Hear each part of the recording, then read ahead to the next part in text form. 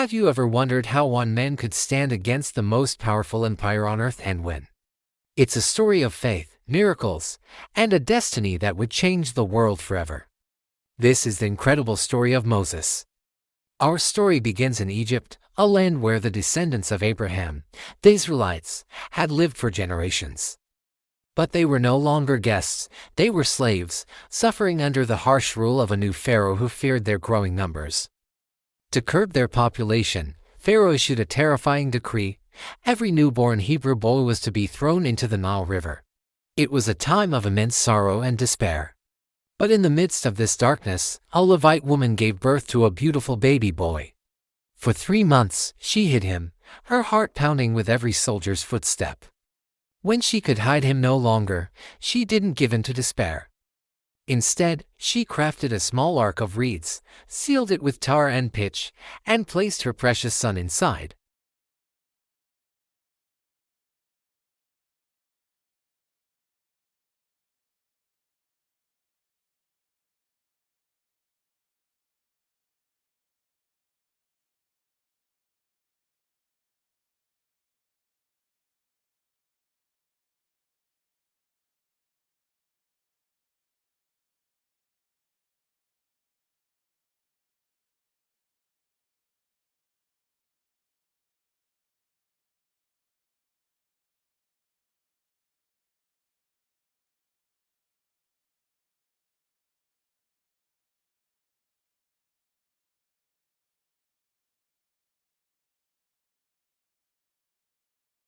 The princess named him Moses, which means to draw out, because she had drawn him out of the water. Moses grew up in the splendor of the Egyptian palace, educated as a prince, learning the ways of the most advanced civilization of his time. But he never forgot who he was. His heart ached for his people, the Hebrew slaves he saw toiling under the whip. One day, his anger boiled over when he saw an Egyptian mercilessly beating a Hebrew. In a flash of rage, he struck the Egyptian down and buried him in the sand. The next day, he discovered his secret was out. Fearing for his life, Moses fled Egypt, leaving behind his life of privilege. He journeyed far into the desert, to a land called Midian. There, a fugitive and an outcast, he found refuge. He became a shepherd, married a woman named Zipporah, and started a new, quiet life. For 40 years, Moses tended his father-in-law's flocks, the memories of Egypt fading like a distant dream.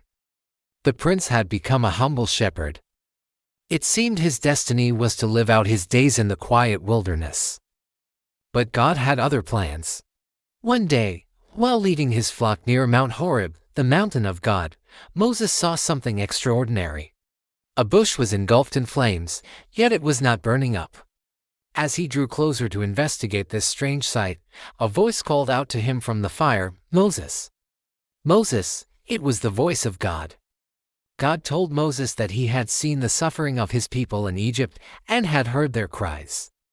He had come to deliver them, and he was choosing Moses to lead them out of bondage and into a promised land flowing with milk and honey. Moses was terrified. Who was he to go before Pharaoh and lead an entire nation to freedom?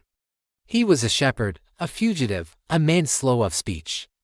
He made excuse after excuse. But God was patient. He revealed his holy name, "I am who I am," and assured Moses of his presence. To bolster Moses' faith, God gave him 3 miraculous signs: his staff would turn into a serpent, his hand would become leprous and then clean again, and the water from the Nile would turn to blood. Finally, God appointed Moses' brother, Aaron, to be his eloquent spokesman. Reluctantly, Moses agreed.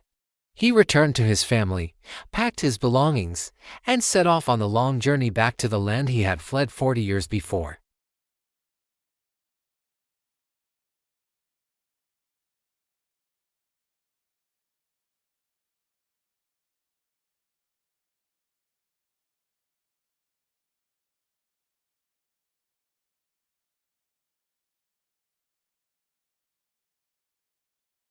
The people's suffering intensified, and they blamed Moses. But God reassured Moses that he would reveal his mighty power. The stage was set for a divine confrontation unlike any the world had ever seen. The first sign was performed. Aaron threw down his staff, and it became a serpent. But Pharaoh's magicians, using their dark arts, did the same. However, Aaron's serpent swallowed theirs, a clear sign of superior power. Yet, Pharaoh's heart remained hardened. So began the 10 plagues, a series of catastrophic judgments designed to break Pharaoh's will and demonstrate God as supreme authority over all creation.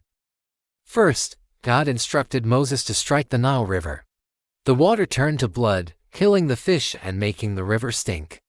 The Egyptians couldn't drink the water, but Pharaoh would not yield.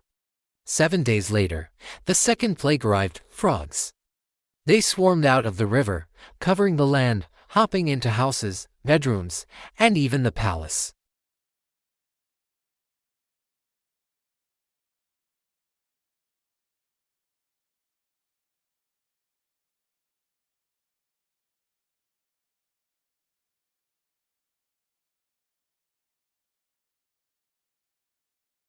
Pharaoh's magicians, unable to replicate this, had to admit, this is the finger of God.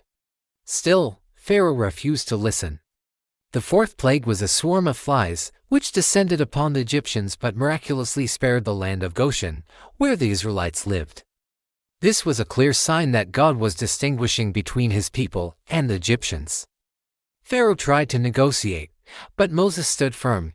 They would not sacrifice in Egypt. Once the flies were gone, Pharaoh's heart was hard once more.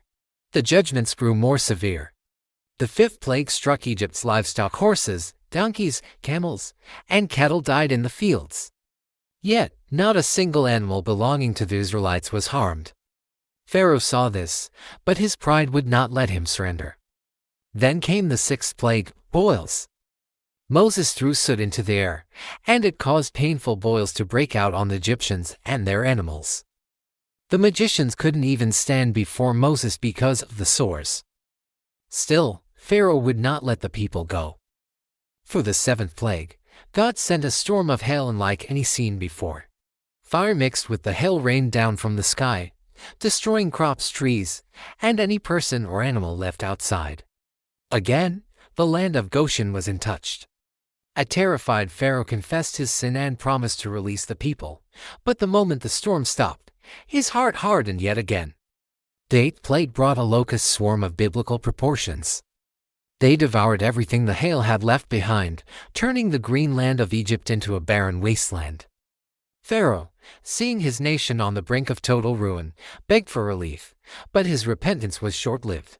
Then came the ninth plague, a thick, suffocating darkness that covered Egypt for 3 days. It was a darkness that could be felt, plunging the land into chaos and fear. The Egyptians were trapped in their homes, unable to see a thing. But in the homes of the Israelites, there was light. Even this terrifying display of power was not enough to break Pharaoh's stubborn will. He threatened to kill Moses if he ever saw his face again. Finally, God announced the 10th and most devastating plague. At midnight, the angel of death would pass through Egypt, and the firstborn son in every household, from the palace of Pharaoh to the dungeon of the captive, would die. There was only one way to be saved. The Israelites were instructed to take a perfect lamb, sacrifice it, and paint its blood on the doorposts of their homes. When the angel of death saw the blood, he would pass over that house. This meal, the Passover, would be a memorial for all generations. That night, a dreadful cry echoed throughout Egypt.